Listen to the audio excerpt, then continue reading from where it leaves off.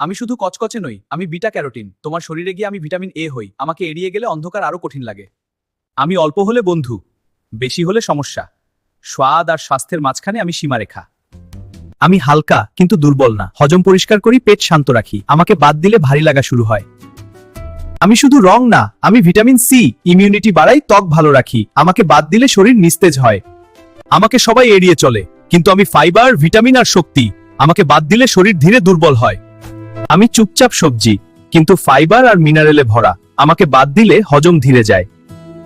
আমি ছোট কিন্তু শক্তিশালী, আয়রন আর ফাইবার দিয়ে শরীর জাগাই, আমাকে বাদ দিলে শক্তি কমে, ক্লান্তি বাড়ে। আমি শক্তি দিই কিন্তু ভারী, বেশি খেলে হজম ধীর হয়, ভারসাম্য না থাকলে খাবার অসুখী হয়। আমি কাঁদাই কিন্তু উপকার করি, রক্তচাপ, হজম, স্বাদ সবকিছুতে সাহায্য। মনে রাখো, আমার শক্তি প্রাকৃতিক।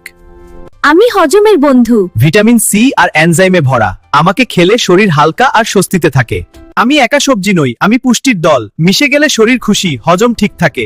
নিয়মিত খেলেই স্বাস্থ্য থাকে।